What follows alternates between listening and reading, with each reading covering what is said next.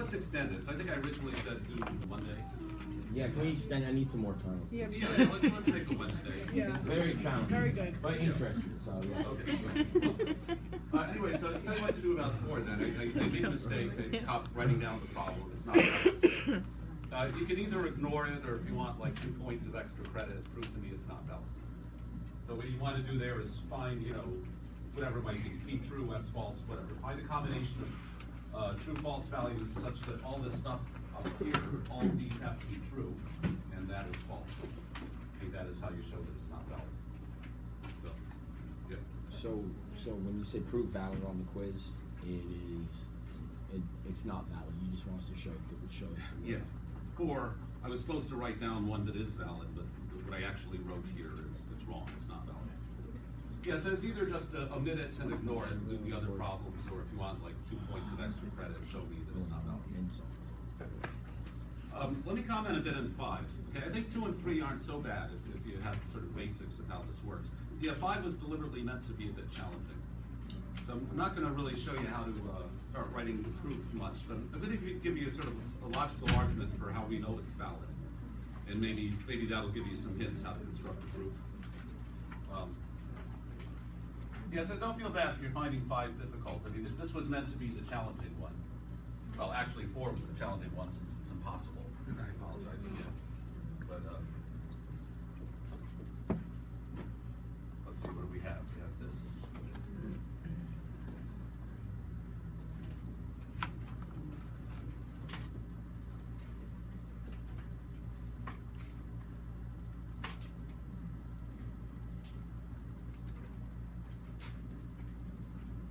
Yeah, this one's a little tricky.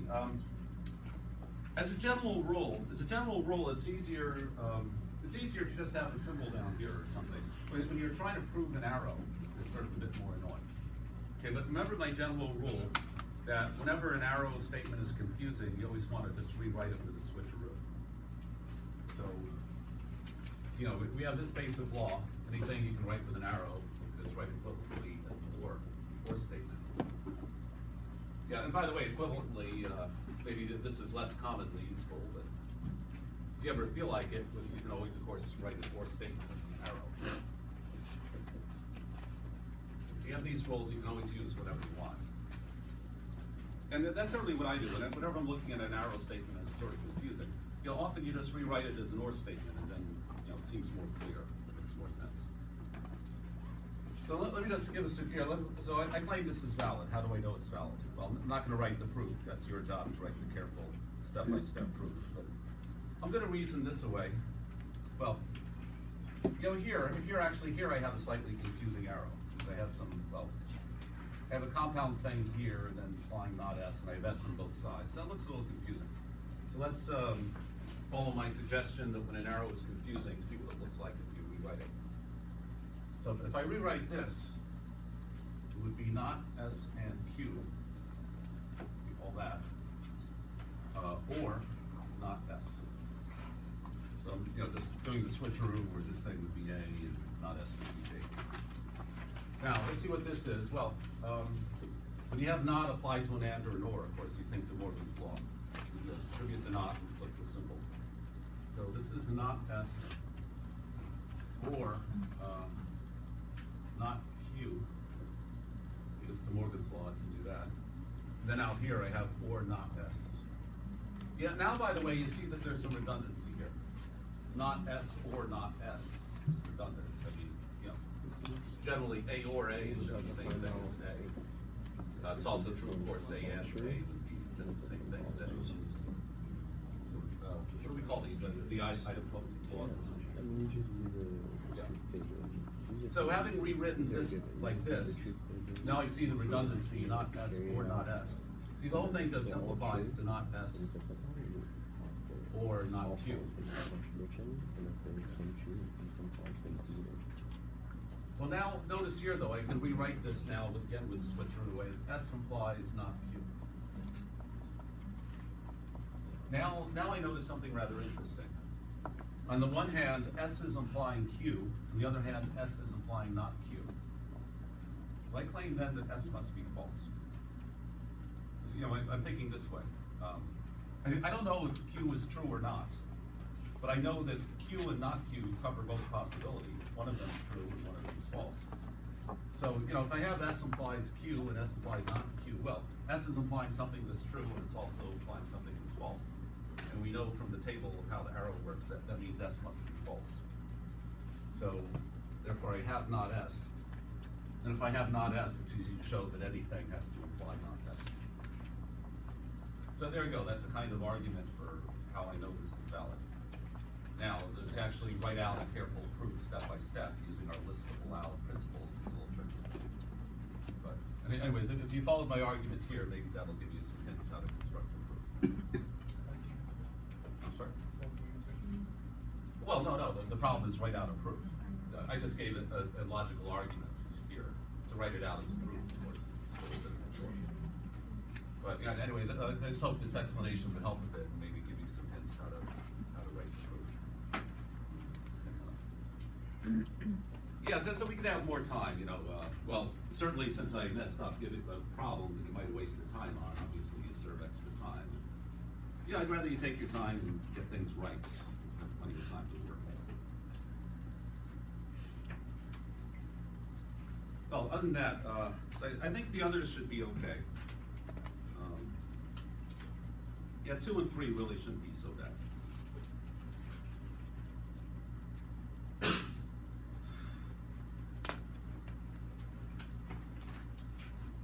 And a lot of the problems basically your strategy is kind of forced.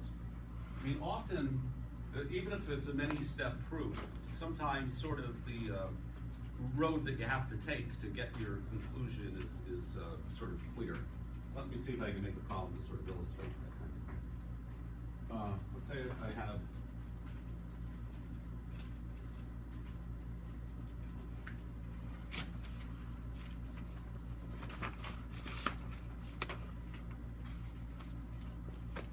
and then I could have the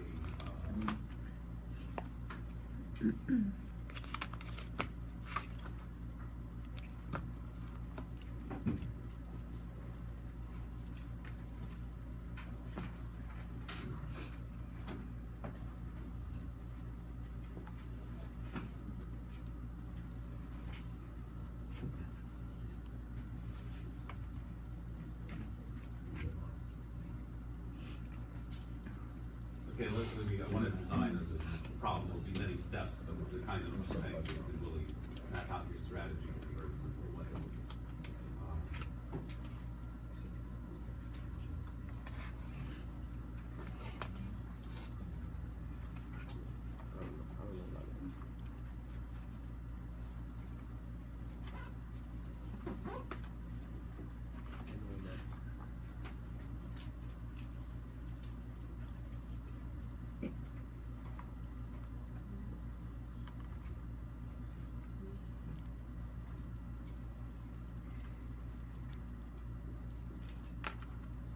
Okay.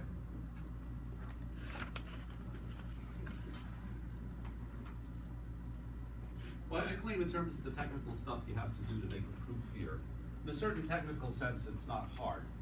It might seem hard because there's a lot going on and it will take many, many steps. So usually what you want to do is you don't want to just look at what you have and start proving stuff. Generally, you want to construct the proof backwards from your goal, right? You want to say, okay, my goal is not P, how do I get there? And we'll reason it out, and you'll see there's really only one possible sequence that can get us there. So to make an analogy, it's like when you plan a trip, you sort of plan it backwards from your goal. So, yeah, so let's say I wanted to go to Philadelphia.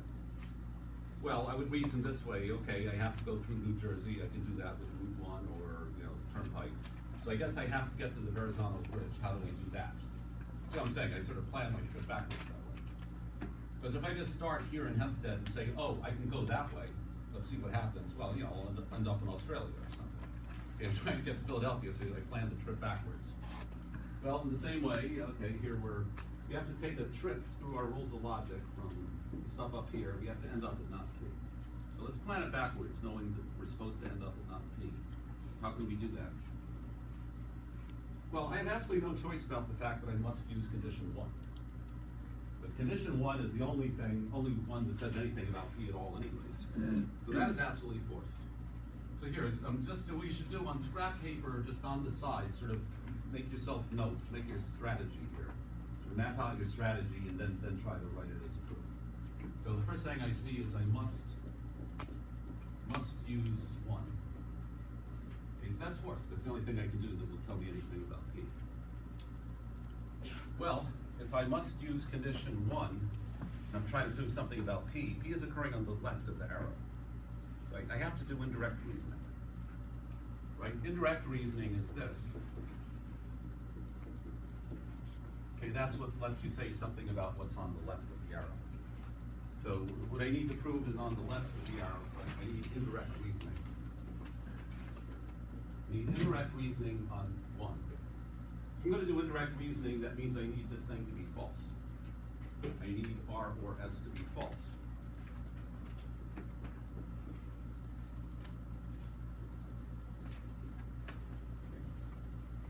If I can get there, then I know how to proceed to P. Now, okay, well I have not of an or statement, so generally there you want to use De Morgan's law. So, okay, well this is equivalent to not R and not S. Okay, so if I can prove not R and I can prove not S, then I know how to do it. Now, how would I prove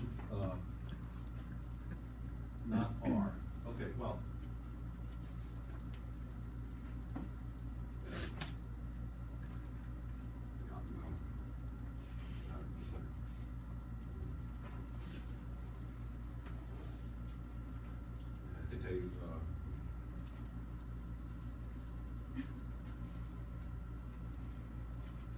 I'm sorry, I need a not here.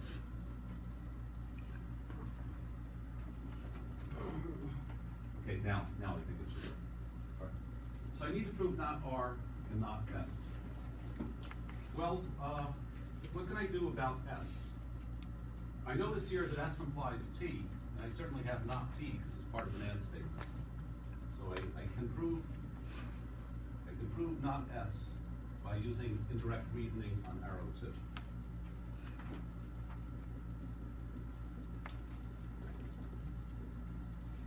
So to do that, I need to prove not T. Well, not T I have.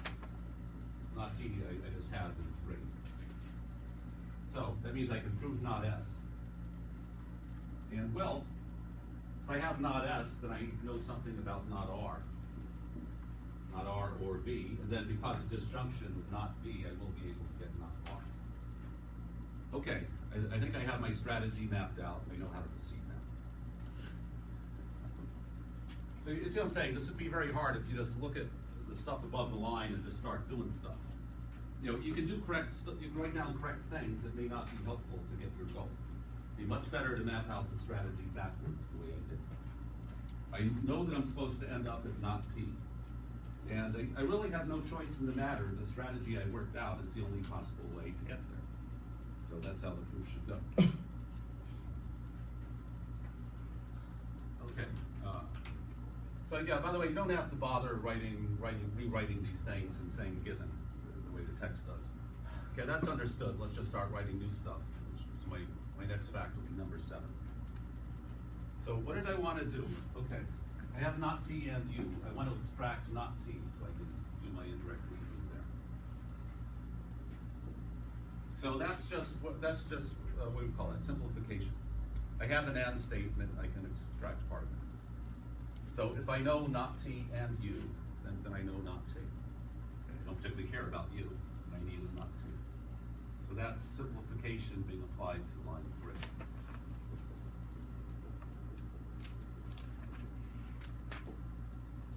And you can do that if you have more than 2 things connected with an and. You know, if you ever have a line that looks like this, a whole bunch of stuff connected by and, you can always just extract part of it. You know, say C in the reason of simplification. Well, now I have not T. So now I'm set to use my arrow 2 and do indirect reasoning, so I can get not S. So that's indirect reasoning of applying to 2 and 7.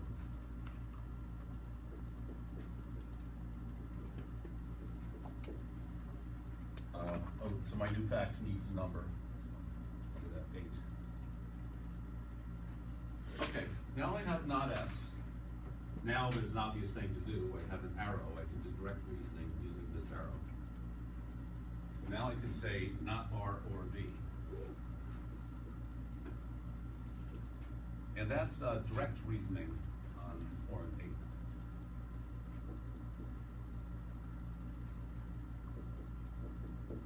Yeah, so we'll call that 9.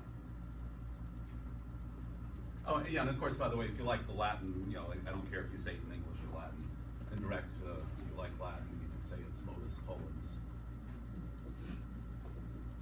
And direct, you say it's modus ponens.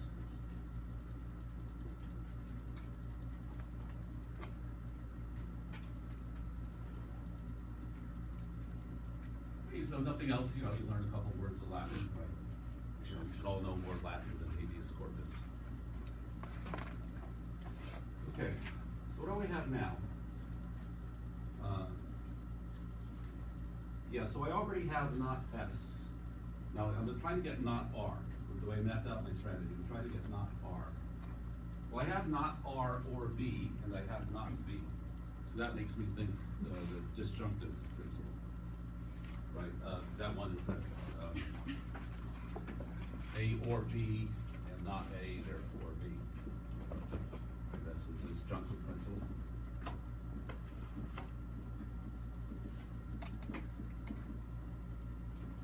Yeah, so, you know, I have a cat or a dog. However, it's not a cat, therefore it has to be a dog.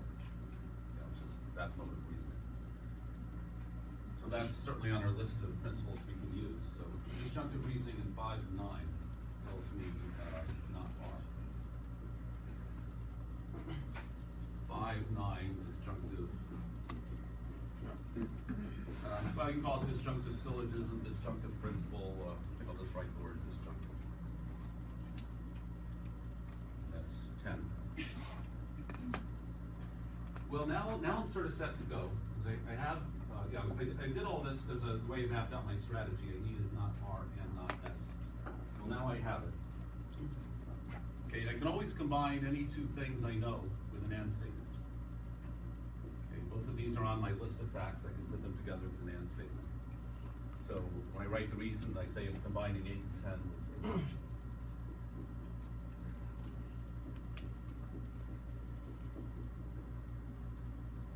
That would be my new fact. That's number 11. Now, the point of that was that I rewrite it this way with De Morgan's law. So that's the same as the not R or S. And there I'm just rewriting number 11 with De Morgan's law.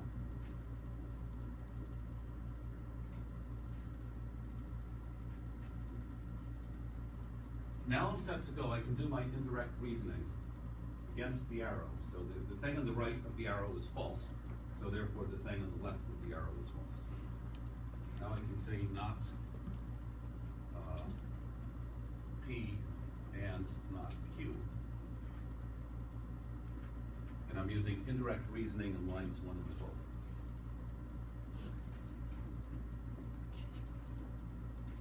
Or if you like, call it modus tollens.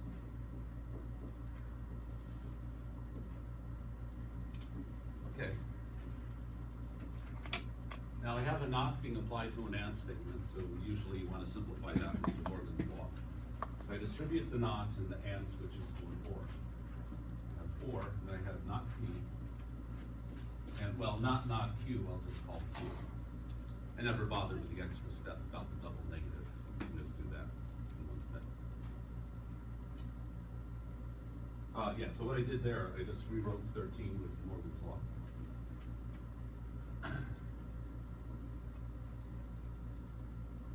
Now, well, we're certainly getting there. Oh.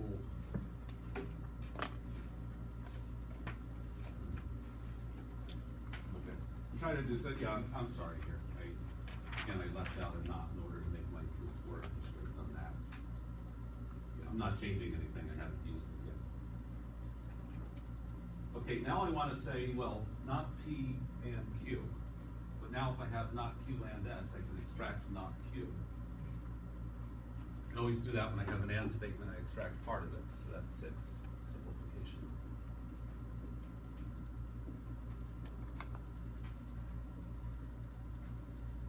And now, I have the or statement, but this one's false, so it has to be that.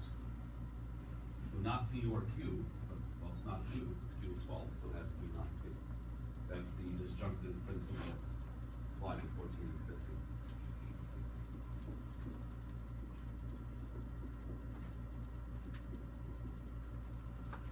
So there you go. That's a proof. Can you explain why you had to get not Q again? Step 15. Okay, well I have not P or Q, but I'm trying to prove not P. Right, so you can't just take the not P out of that statement? No, if it was and. Then you can take it out? Yeah. Okay. Yeah, an and statement is, yeah, you can always extract part of an and statement. Yeah, or you can't. So all I know is that not P is true or Q is true. I can't directly say, well, not P. Okay. But I can once I know that Q is false, because that's a disjunctive.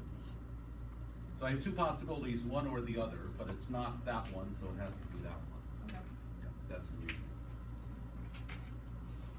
Okay, well, what do you think? I mean, in a sense, you could say it's hard because it's long and multi-step. On the other hand, I claim that my strategy was absolutely forced. You know, I could have made this harder by throwing in extra conditions that aren't relevant, and then you'd have sort of false leads, and you'd have to do some trial and error. But here you really didn't.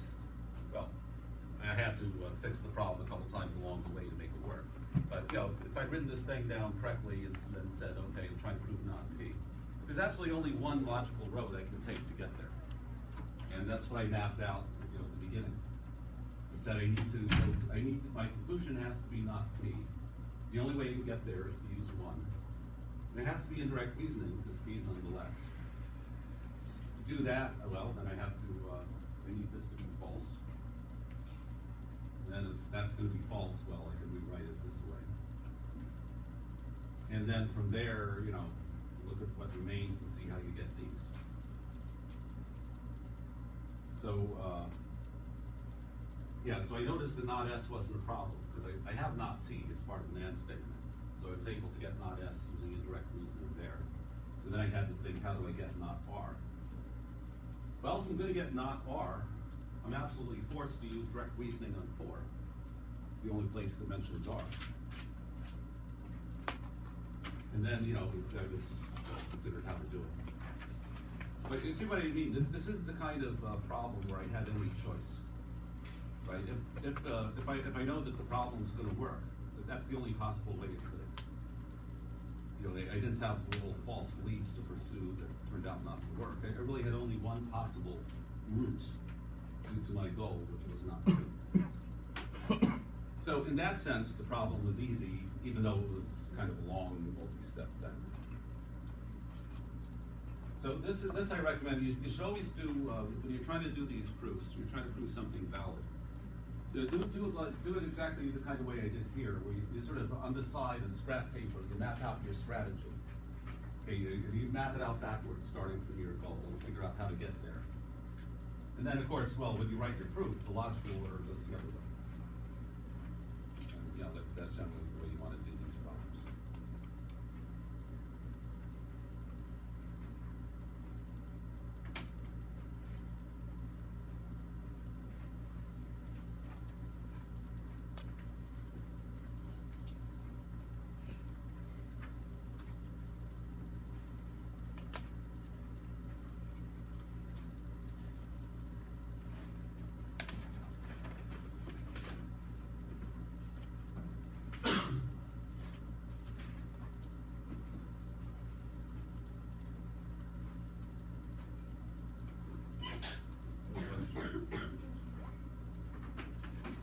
Okay, well, I don't know. Would it help if I do another maybe, or we move on? I don't know. Well, we have an hour and a half, you know, so yeah, maybe I'll do a second one. Maybe I'll make it a little bit shorter. We try to illustrate the same kind of thing.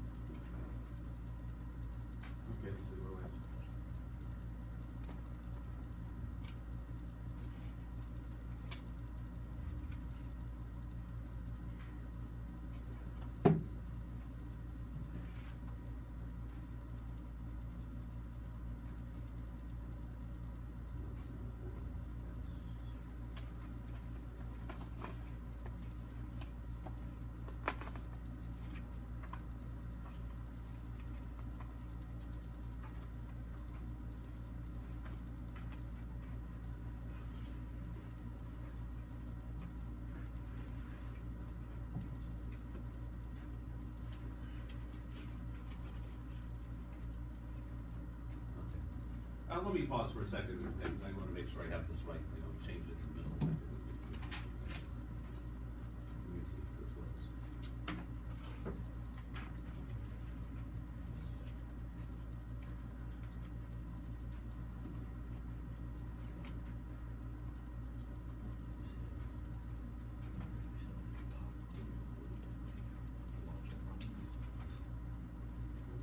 Okay, yes, it should work. Okay, so you look at that and you think, well, it's kind of a mess, right? Okay, notice here, by the way, my conclusion is an arrow. So almost always, yeah, well, so my goal is to show not W implies not Q. That's where I have to end up. I'm trying to plan a sensible route that'll get me there. Usually when what you're trying to prove is an arrow statement, you're better off writing it as a or statement. Okay, that's usually the case. If I rewrite this with a switcheroo, that's the same as W or not Q. So I need to prove W or not Q. If I can do that, then I have my conclusion. Now notice, there's no way I'm going to prove W. I mean, after all, one of my assumptions is that W is false. So I can't prove W. So if I want to prove this or statement, I have to prove not Q. Okay, is everyone with me that this is the only possible way to do it? If this is going to work, then what I have to do is prove not Q. Well, okay, there's other, okay, so where does Q appear? Well, here, let me label.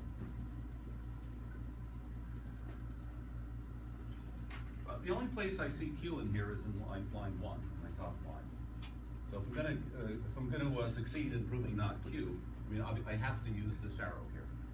I need direct reasoning on 1. That's the only possible thing I could do. So must do direct reasoning on 1.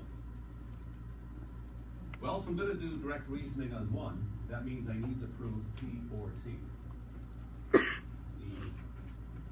P or T.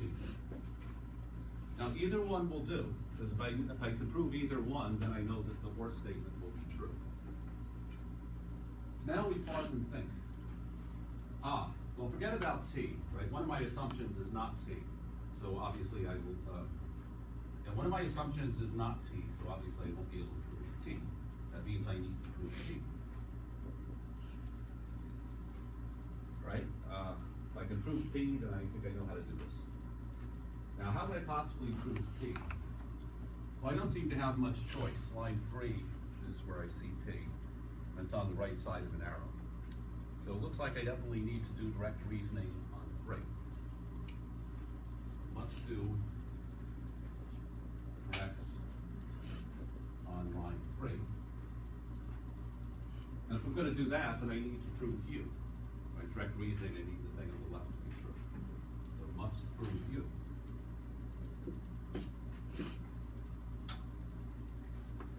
Well, where do I see U? I think I'm set to go here, because I have a not T, so it seems to me I can do indirect here. So it seems to me I'm kind of set to go. I can get U, and then I can do direct reasoning on 3, and then I'll still need to figure out how to get P. All right, anyways, I think I know now how to get started. Okay, maybe I haven't really mapped out exactly what I'm going to do, but I have enough of a outline for my roots that I think now I can get started. And so what I'm going to do is write a proof that goes in this direction. So I plan my proof in the backwards direction, but the logic, of course, flows in the positive direction. So I need to prove U. I can immediately do that with indirect reasoning here. So that's indirect reasoning on 2 and 5.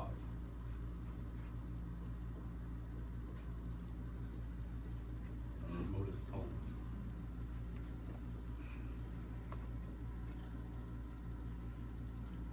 Yeah, because here, the thing on the right is false, therefore the thing on the left is false as well.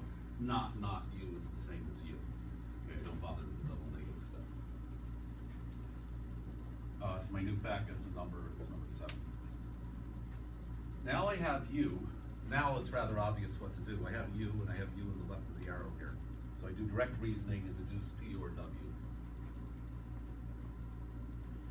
And that's line 3 and 7, I'm doing direct reasoning. Or if you like, modus ponens.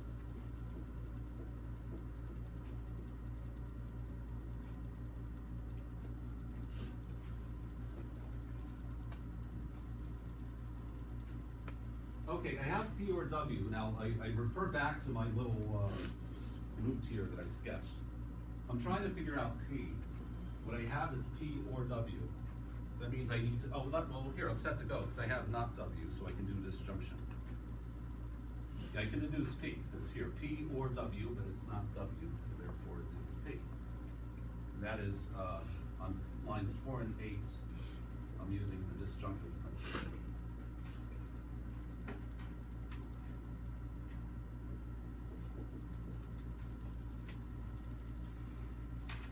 Okay.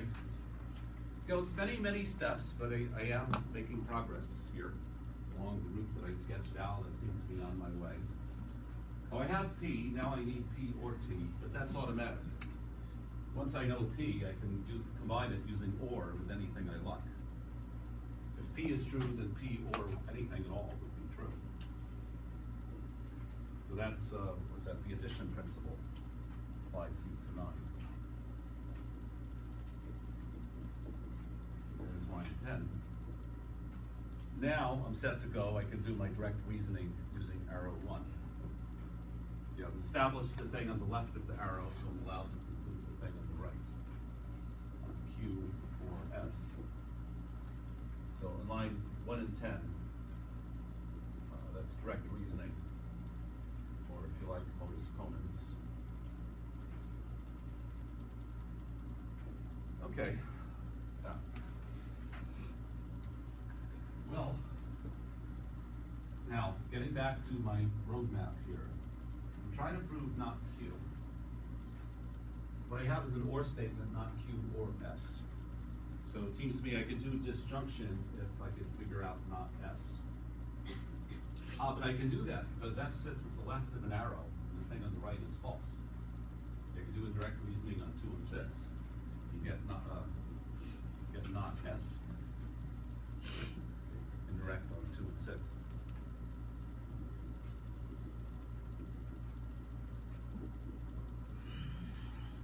Modus tollens.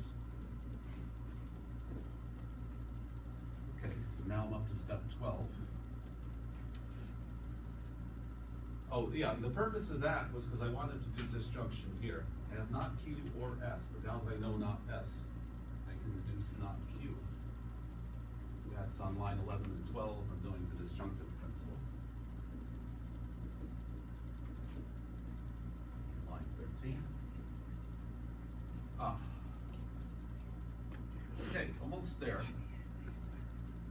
Now, going back to my map here, yeah, I started out by noticing that my conclusion, since it's narrow, I wanted to rewrite it this way, as W or not Q. Well, but I have not Q, so immediately I can say W or not Q. Right? Any fact you've already established, you can always combine with or, with whatever you like. So that's the addition principle.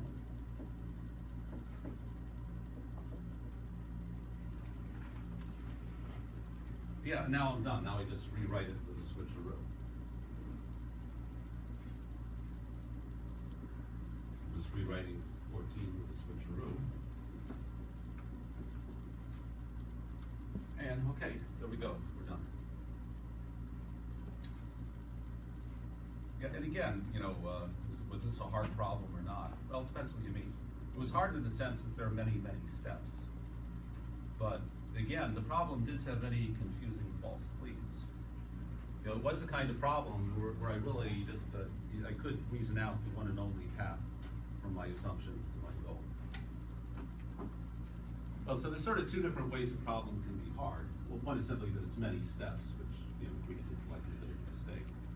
But the other, which, well, I don't really give these types of problems, nor does the notes, but Well, the way a problem is hard is if you have many different options, if you don't have a clear path to your goal. So then you sometimes have to do some trial and error. You do one idea, it doesn't work, so you go back and you try something else. Okay, at least here though, if I didn't mind doing all this work to write out the long proof, at least at each stage I don't really have any choice. You know, my strategy, assuming that something's going to work, I mean, I was able to clearly map out exactly what I had to do.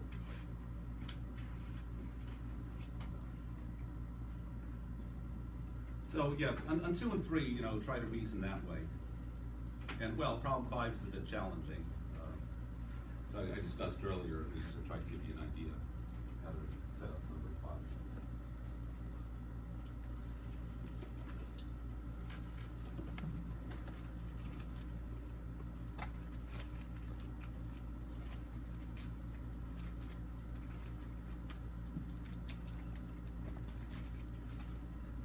Okay, well, let's move on. Okay, if you're getting a bit tired of P's and Q's and stuff, we are pretty much wrapping up the logic thing. Shortly, we'll be moving on to the next topic, set theory. Which actually, well, certain topics of set theory really are just sort of different ways of formulating logic problems. Okay. We have this one final topic, though, this so-called predicate calculus. I have no idea where that phrase comes from. Where instead of just having propositions of P then Q and that kind of thing, we now actually sort of now we consider statements that actually refer to the existence of objects that are satisfying our properties. So yeah, what I mean is this: you know, if I say if I write this, well, if I write that, I'm not saying anything about whether P is true or Q is true. All I'm saying is that if P is true, then Q is true. But we're not asserting necessarily that anything is true at all. It's just an if then. So I don't know if P is true or not, but if it is, then Q is forced to be true. It's the nature of the if then statement. But now we go to actually asserting that there do exist things for which our proposition is true. You have this symbol that looks like that. So when I write that, that means for all x.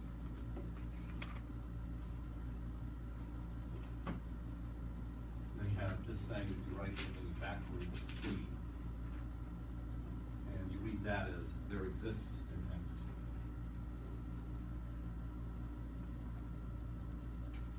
So, okay, well, what is x? Well, x is a kind of variable. X is a kind of variable. It's basically, x could be anything at all. And so, you know, I have to, of course, follow these statements with a proposition. So here's a classic example. X could be the statement x is a swan. Q of x could be the statement x is white. So if you want to say that all swans are white, say it this way. For all x, P of x implies Q of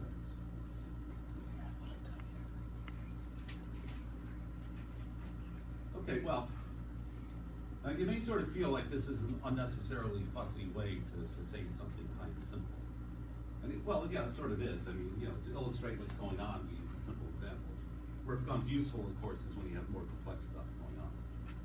But anyways, to say that all swans are white, well, probably is not a true statement, but anyways, to say that all swans are white is the same thing as saying for all x, if x is a swan, then it's white. So x could be anything at all in the universe. If you pick a random thing in the universe, it's probably not a swan. But if it is, then it is white. And then,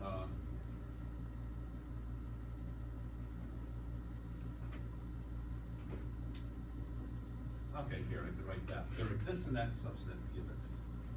See, now I'm actually making an assertion, not about logic, but about the real world. So here I am saying there exists an x such that x is a swan. So as long as we believe there is at least one swan in the world, that's a true statement. Assume there are millions. I have no idea how many swans there might be in the world. Obviously there exists at least one. Now be very clear, by the way, when we say that there exists, all we're really saying is that the set is non-empty, that's all. So when I say there exists an x that satisfies property P, right, there could be only one, there could be millions, there could be infinitely many. The symbol is quite neutral as to that. All it says is the set of things that satisfies proposition P is not empty. So we're just saying there exists at least one, possibly many, possibly infinitely many. So for example here, P of X is the statement X is President of the United States. Okay, it is true to say there exists an X such that P of X. Now in this particular case, there is only one. There's only one. But on the other hand here, if I say if Q of X is a statement, X is a citizen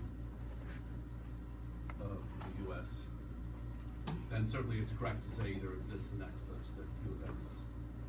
Yeah, well, in this case, of course, there are hundreds of millions, 300 million, I don't know, lots and lots. If I say R of X could be the statement X is an even natural number.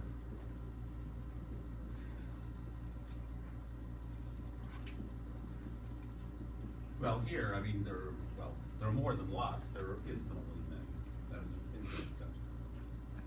So, yeah, please be clear that when you say there exists, you're not saying anything about how many. Could be only one. Could be, millions. Could be infinitely many. Well, you don't particularly need to know this, so I might as well mention it in case you ever actually do logic in the future. Some texts, by the way, use this symbol, backwards E with an exclamation point. And when you do that, that symbol means there exists exactly one. So there does exist one, but there's not two of them. Or there uniquely exists, sometimes.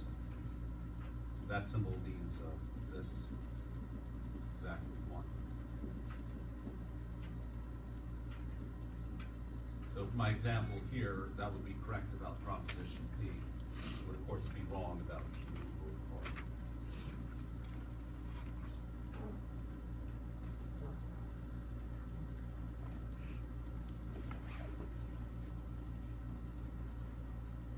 Okay, so now you have this very important issue of how these things relate under negation. So you have this very important property that this is sort of vaguely like De Morgan's law. When you have the not applied to an and or an or statement, you kind of distribute the nots and then switch the symbol. There's some kind of similarity, I think, between that and what we're doing here.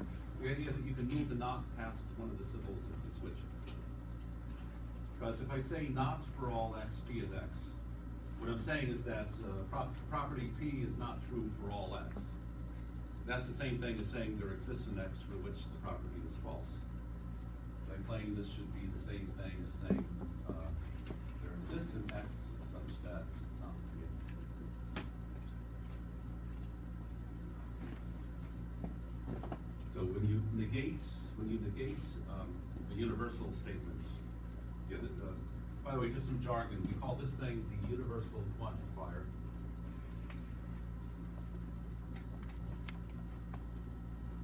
And we call the backwards E thing, this thing, we call that the existential quantifier.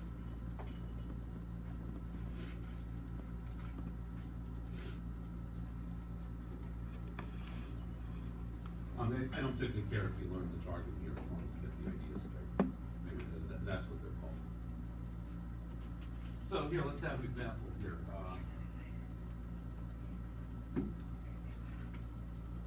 So I'll go back to the classic example of swans being white. All right, well, personally, I don't believe it's true that all swans are white. Let's say P of x is the statement that x is a swan. And Q of x is a statement that x is white color.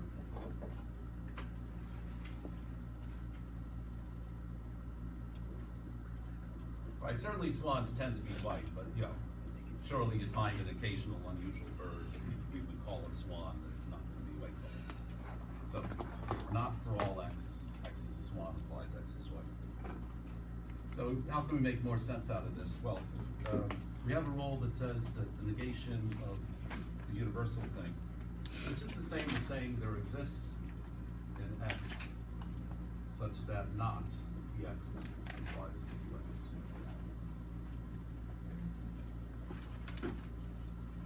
So I just move the not past the symbol here, and then it switches, all switches to exist. Now, okay, I want to make more sense out of this. I just like the negation of an arrow. I feel like I understand an arrow. A negation of an arrow is sort of more annoying. Well, we always have the option, whenever you want to simplify something that involves an arrow, you can always rewrite it with switcheroo. And often, things make more sense that way. Oh, so I still have the not.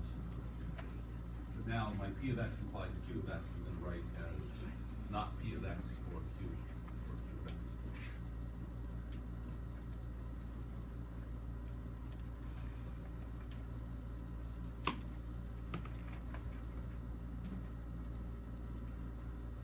Okay, well now okay, this looks confusing, but I can certainly simplify it. I have not applied to an OR statement. So that makes me think the Morgan's law. So this will be a P of X and not Q of X.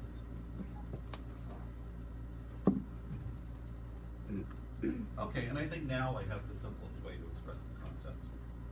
And you can certainly see that it's true.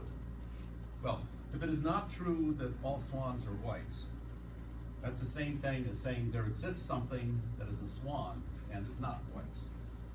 It's just a logically equivalent way to say it.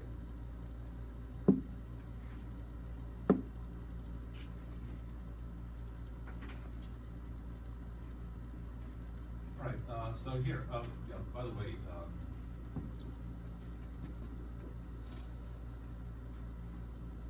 yes, we said that when you negate a universal thing, it's the same as saying there exists something for which P is false. Yeah, it's also true that if you have the not in front of the exist symbol,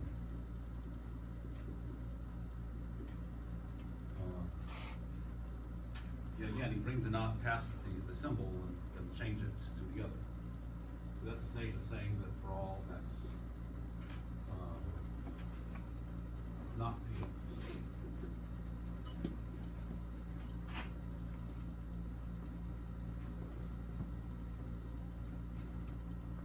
Okay, so here, for example, let's say Px is a statement X is a leprechaun. How do you spell leprechaun? Anyone Irish here? R-E-C-H-A-U. Somewhere. Yeah, R-E-C-H-A-U. What? R-E-C-H-A-U. Is that it? I think that's a U. You? The U one? No, like the R's and U. Leprechaun.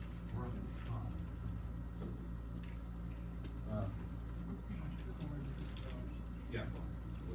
We're talking about something mythical anyways. There are no leprechauns to be offended if I misspelled it. Yeah. Okay. So, okay, here, X is a leprechaun. So this is the statement that there does not exist in the world a leprechaun. Which, I guess nowadays even the Irish believe that, right? Nobody believes in leprechauns. There do not exist any leprechauns. That's really the same thing as saying all things in the universe are not leprechauns. Give me an X, whatever it is, X can be anything in the universe, it's not a leprechaun. That's the same thing as saying there does not exist a leprechaun. Yeah, so this kind of duality here, it's, well, at least the way negation works, you have some sort of rules that we speak of as duality that says when you write a correct thing involving these gadgets, you can switch ands and exist symbols. You have to keep things straight. Yes, anyways, yeah, you have these, we call these facts duals to each other.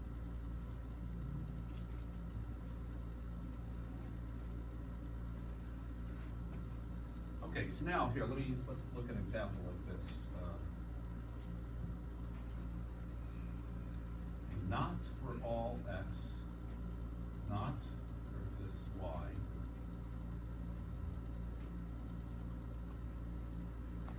Not for all Z.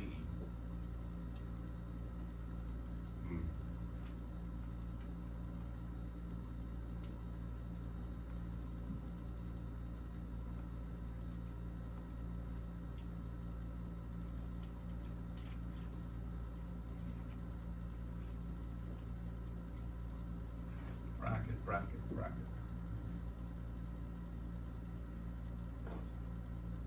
Okay, well, so what do you think of that proposition? I think it's kind of a mess, complicated. It's annoying.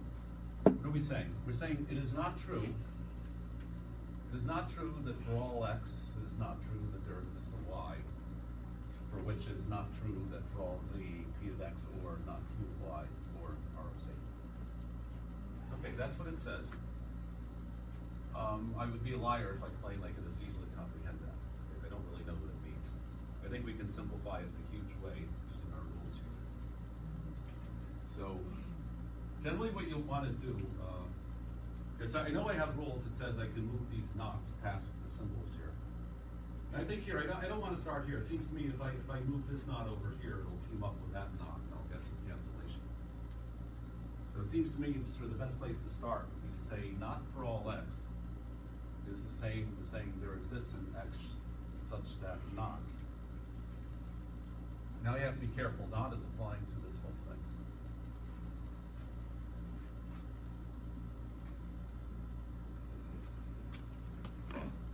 Okay, this looks awful, but I guarantee you it will simplify.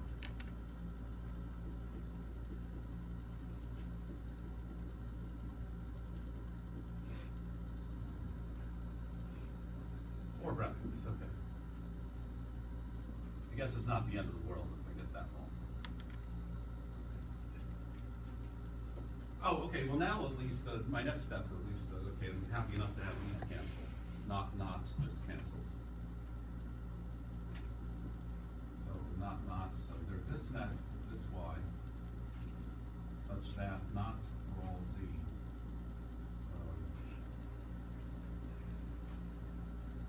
P of x or not q of y or r of z.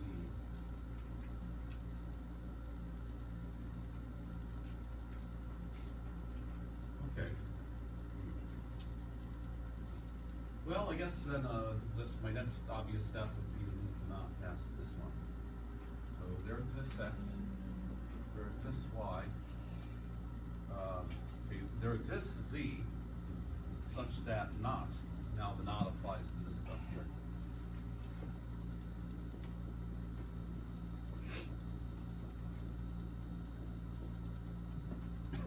Bracket.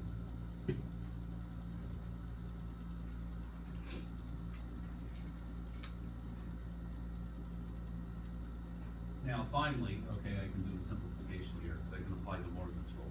I have a not applied to an or statement, so I distribute the knots and flip the symbol. Not p of x and q of y and not r of z.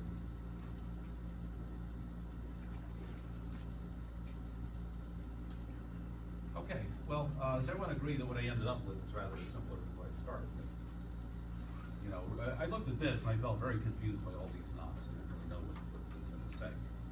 Well, so we have three properties, P, Q, and R, whatever they are. We're just saying that there exists an X and there exists a Y and there exists a Z, such that P is false for X and Q is true for Y and R is false for Z. Well, if I really had to study a logical argument that has this structure, I'd have a much better chance making sense out of it the way it's presented here, if I tried to think about it the way it was presented here. Yeah. In the first line, the not, where did that go? Like, did you get rid of it? Yeah, okay, well, so my first step, I brought it over here, so change the symbol to this, and then the not comes here, so not. This not is right in front of that not. Okay. And then here, of course, the double negative just cancels. So it looked awful here, but at least it looks better when we do that. So then, yeah, this cancels, then I had exist x, and then we go directly to exist y.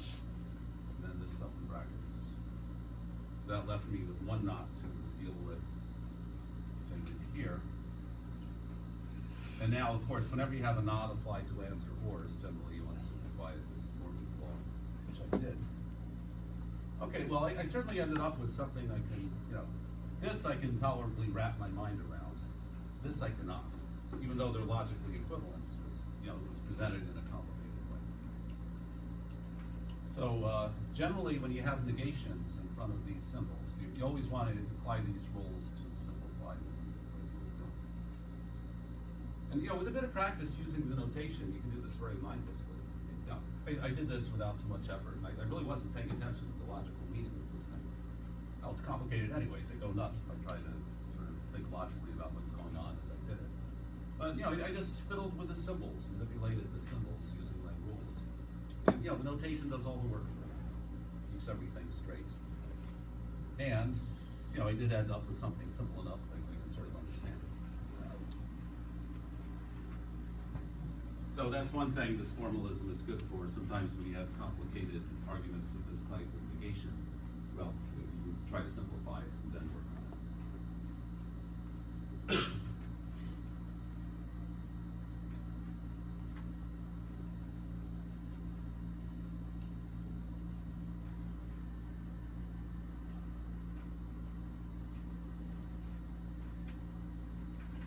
Okay, so that's sort of one type of problem we do. Now, the other thing is we're going to do some proofs. Some proofs of the kind we're doing, where you have your set of principles to use, and you label reasons and refer to line numbers and stuff. Now we're going to do some proofs that include these operators here. Okay, so here, for some reason, for centuries, everybody uses this one as an example. Probably dates back to ancient Greece or something. So what do you think of this argument? All men are mortal. Socrates is a man. Okay, what's my obvious conclusion? Yeah, Socrates is mortal.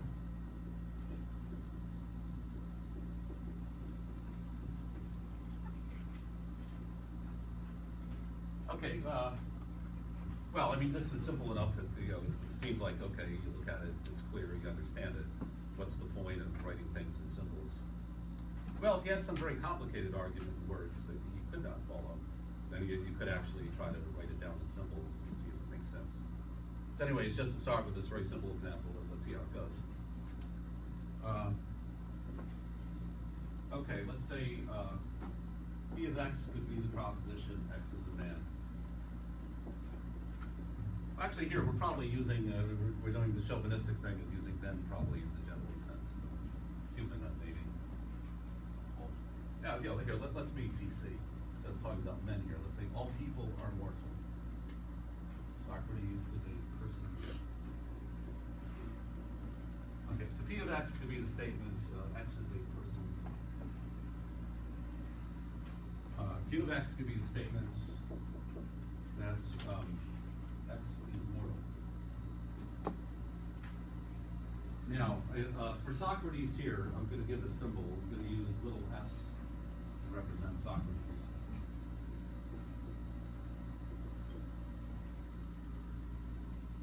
Okay, so what I do is I say this.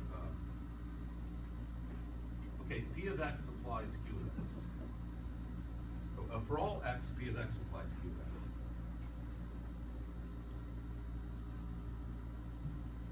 Okay, so there are all kinds of things in the universe. Give me an x, anything at all in the universe. If that x happens to be a person, then it is mortal. That's what this is saying. If for everything, if it is a person, then it is mortal. Now, Socrates is a person, so here, S represents Socrates, so I write P of S. Apply proposition P, not to a variable x, but to a specific thing. Now, the conclusion I want to get is Q of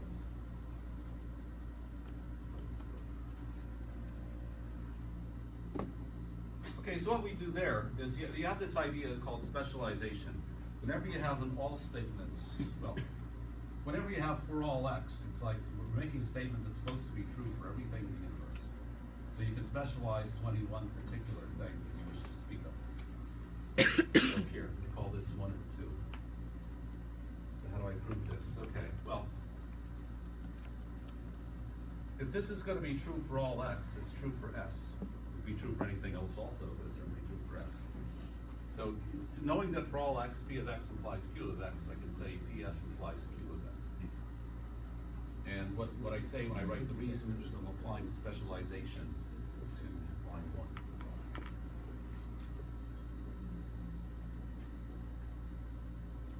Yeah.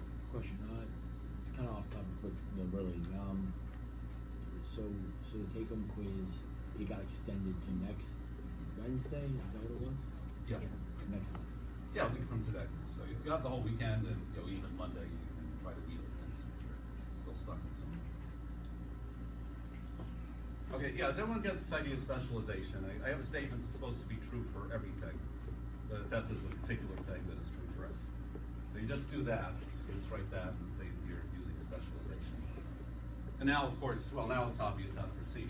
I have P of S, and I have PS, and I have PS applies QS, so that's just direct reasoning. So QS,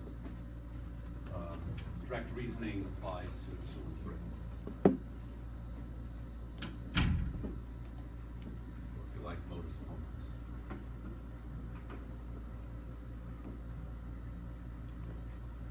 Okay, so we'll be doing more complicated arguments of this type. But you have this concept of specialization, and it works that way.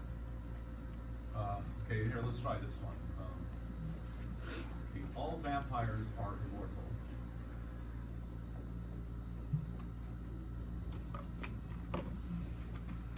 Socrates is mortal.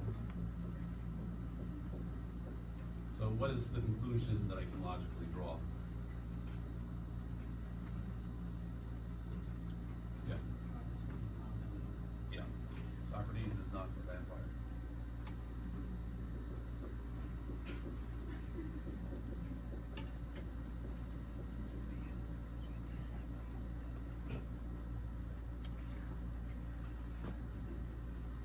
Okay, yeah, by the way, here, I should mention this concept of a statement that's true even if it's vacuous. Well, I guess like most people in the world, I believe the set of vampires is the empty set. I don't think there are any. Right. This sort of, well, certainly in our traditional image or fictional purposes, or, our traditional idea is that a vampire is immortal. So you can almost imagine that immortality is built into the definition of what we could mean by vampire. And of course, this is all vacuous because we're talking about the empty set. Yeah, I think it makes sense to say all vampires are immortal and say that's a true statement even if there is no such thing as a vampire. So, I claim now logically we can do this. Okay, so here, so P of X would be the statement, X is a vampire.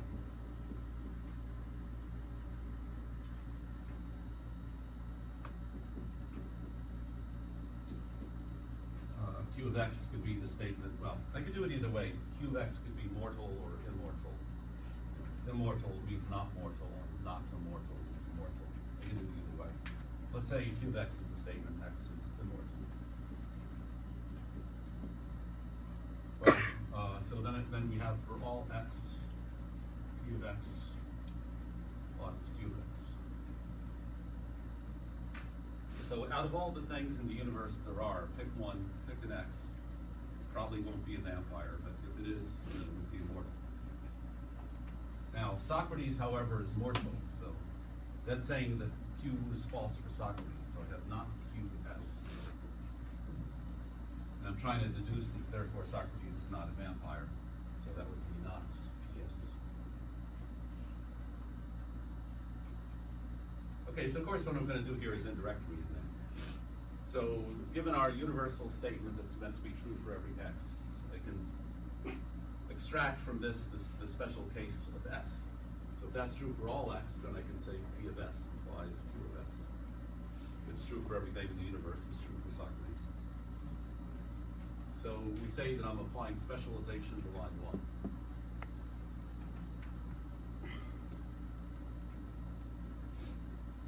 Okay. Minus 3. Yeah, now of course I'm set to go. Now I just have a simple indirect reasoning. Not Q. P implies Q of S, but not Q of S, therefore not P of S. That's indirect reasoning applied to 2 and 3.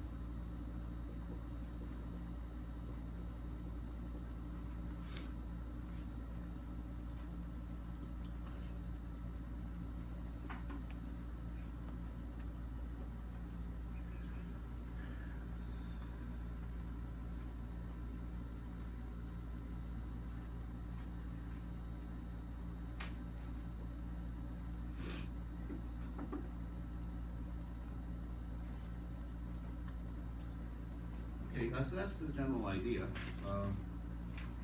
So basically, except for this issue, so basically your premises are going to include a mix of universal statements or possibly existential statements that come with a not, that you can turn into universal statements. Whenever you have a universal statement, you can always specialize it to whatever object we're discussing. So here, we can have something like this.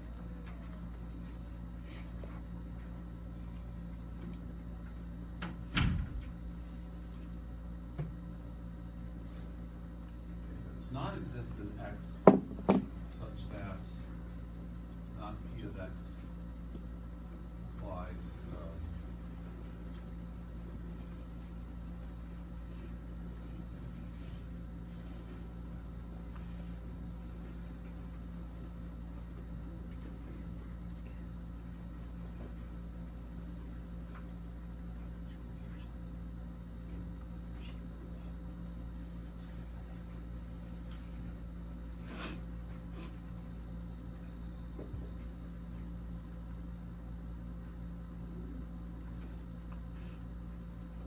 okay, so what are we doing here?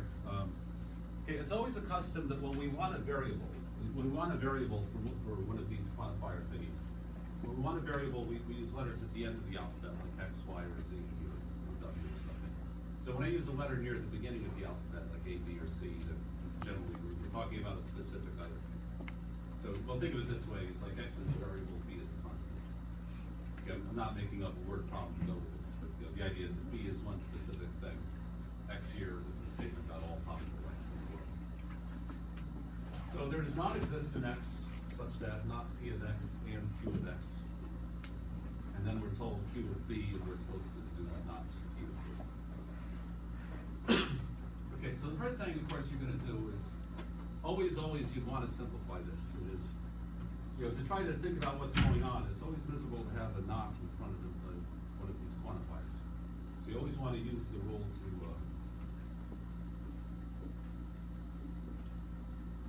that's always the same as for all X not. So I definitely want to rewrite this. So the first thing I would say is for all X not. Now be careful though, I have to apply not to everything here in the brackets. Bless you.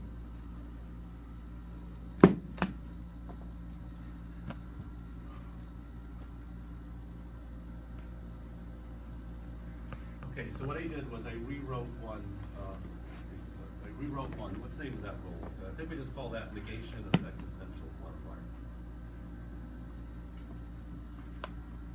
Why don't we make it simple? Let me just call that negation rule.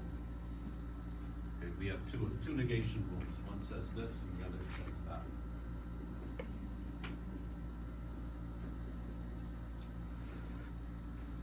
Okay. Well, now that I have this, okay. Well, obviously here this is still confusing. Yeah. Why is there no set of brackets? I'm sorry. Why is there no set of brackets and you just go like before the brackets? Well, I don't know. Just for no particular reason, the custom is that when you're following one of these symbols, you use brackets. If you prefer to write a curly brace or a round parentheses or something, that doesn't really matter. No particular reason. This is the custom notation. But the not XML would still be distributed into the PX and make it possible. Oh yeah, the not here, this one's over here, it has to be distributed in front of all of this. So that's what I wrote. What I have here is here. I put the not in front of it. And I did that again. Bracket. Yeah, the notation's a little bit fussy.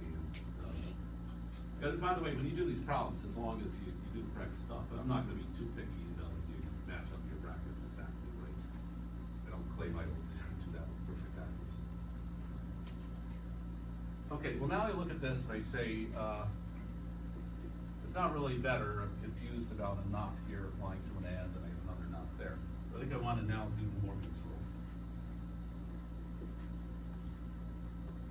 So not, so I have P of X and switches to or, and then I have not Q of X.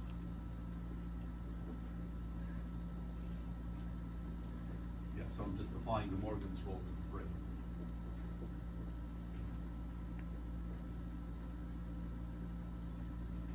Okay, now I have something tolerably simple.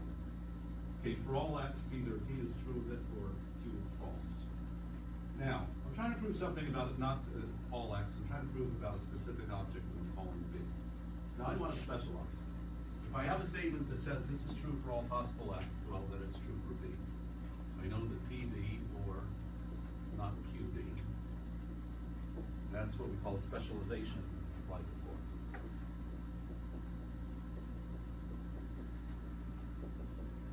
Well, now I think I'm set to go because of the disjunctive thing.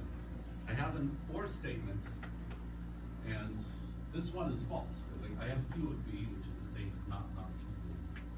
So now by the disjunctive thing, I get my conclusion. So I'm applying disjunction to 2 and 5.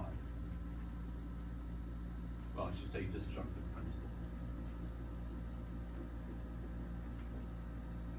Yeah, so there we go. The argument was valid. Deduces B of D.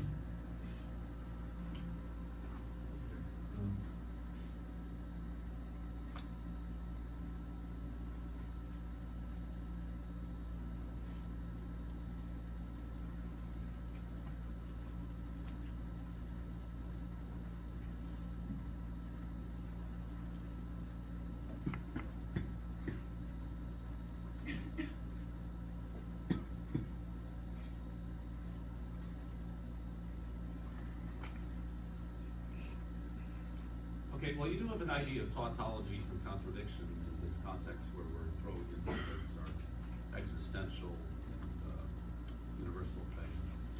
Here, for example, is a rule. Okay, let P of X be any property you like.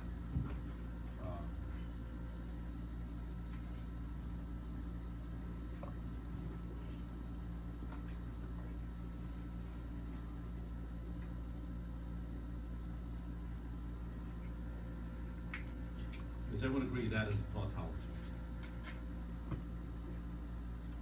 Well, if you're getting familiar with the notation, you can see what it's saying. It's saying there does not exist an x such that P is true for x and P is false for x. Okay, that's assumed. We always assume that we're dealing with precise things that are either true or false. So this is a, what do we call this, existential tautology, if it gets too dark. Anyways, that is certainly a tautology. So what does this look like if we rewrite it? Okay, it is not true that there exists an x such that this contradiction could happen. Okay, that's obvious. I mean, it's the nature of a contradiction. It can't be true for anything. Well, if I rewrite it this way, for all x not px and not px,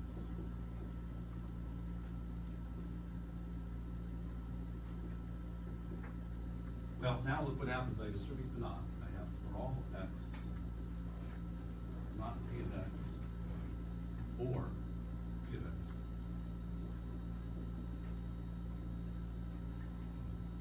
And does anyone agree that is a tautology?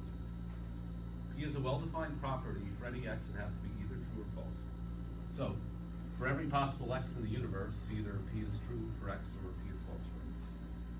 So, for some reason, conceptually, it seems slightly different, the two, but they are in fact logically equivalent. Okay, and that's sort of the basic kind of tautology you can construct with these things. Oh, 417, okay, we can certainly sheet by through that, so thank you.